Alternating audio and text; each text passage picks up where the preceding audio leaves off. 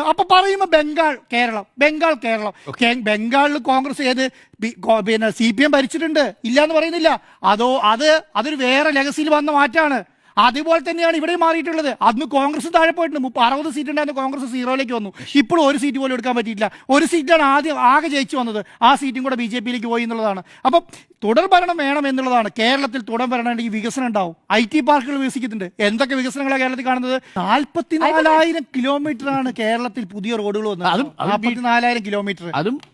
അതുവരെ കിഫ്ബിയുടെ നേതൃത്വത്തിലാണ്. കിഫ്ബി പോലെ ഒരു പദ്ധതി ഇന്ത്യയിലെ ഏതെങ്കിലും സംസ്ഥാനത്തുണ്ടോ?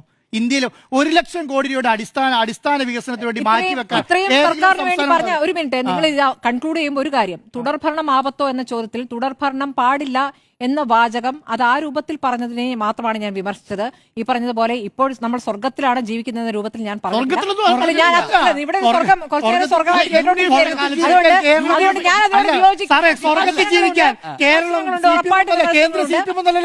മാത്രമല്ല സ്മൃതിയുടെ അഭിപ്രായത്തിൽ UDFന്റെ കാലത്തായിരുന്നോ സ്വർഗം? ഞാൻ അങ്ങനെ പറഞ്ഞില്ലല്ലോ. സർക്കാരുമായി ബന്ധപ്പെട്ട ഭരണവുമായി ബന്ധപ്പെട്ട നിരവധി വിമർശനങ്ങളുണ്ട് എന്ന് മാത്രമേ ഞാൻ പറഞ്ഞു. വിമർശനങ്ങൾ സ്വാഭാവികമാണ്. പക്ഷേ എപ്പോഴും ഇവിടെ സ്വർഗരാജ്യത്താണ് ഇപ്പോൾ സർക്കാരിനേക്കാൾ മികച്ച സർക്കാരായിരിക്കും വരാൻ പോകുന്നതെന്ന് കരുതി ഒരു വോട്ട് കൊടുക്കാൻ നമ്മുടെ മുമ്പിൽ ഓപ്ഷൻ ഇല്ല എന്ന് മാത്രമേ എനിക്ക് പറയാം. എനിക്ക് അങ്ങനെ അഭിപ്രായമില്ല. പിന്നെ ഏത് സർക്കാരിനെ ഒരു കോൺഗ്രസ് സർക്കാരിനെ കുറിച്ച് പറഞ്ഞു നോക്കൂ, നിങ്ങൾ 10 കൊല്ലം കൊണ്ടാണ് കേരളം ഉണ്ടായത് അങ്ങേക്ക് പറയാം. പക്ഷെ എനിക്ക് അങ്ങനെ അഭിപ്രായമില്ല. അത്രേ ഉള്ളൂ. ആയിക്കോട്ടെ. പക്ഷെ എനിക്ക് കൺക്ലൂഡ് വളരെ സിമ്പിൾ ആയിട്ടൊരു ചോദ്യമുണ്ട് സ്മൃതിയുടെ ഒറ്റ ചോദ്യമേ ഉള്ളൂ.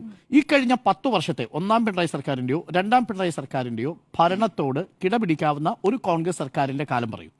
നിങ്ങൾ ഈ കാലം മാറുന്നതിനനുസരിച്ച് അതായത് ഈ 10 കൊല്ലത്തിനിടയ്ക്ക് ഉണ്ടായിരിക്കുന്ന പൊതുവെ ലോകത്തിലുണ്ടായിരിക്കുന്ന മാറ്റങ്ങളുമായി ബന്ധപ്പെട്ട മാറ്റങ്ങൾ സംഭവിച്ചു. ഒരു മിനിറ്റ്, UP ആയിട്ട് കമ്പാരിസൺ വേണ്ട. അത് ഉടനെ UPയിലേക്ക് നിങ്ങൾ പോകണ്ട. നിങ്ങൾ UPയിലെ മുഖ്യമന്ത്രി ക്ഷണിച്ചാൽ മതി പല കാര്യങ്ങൾക്കും.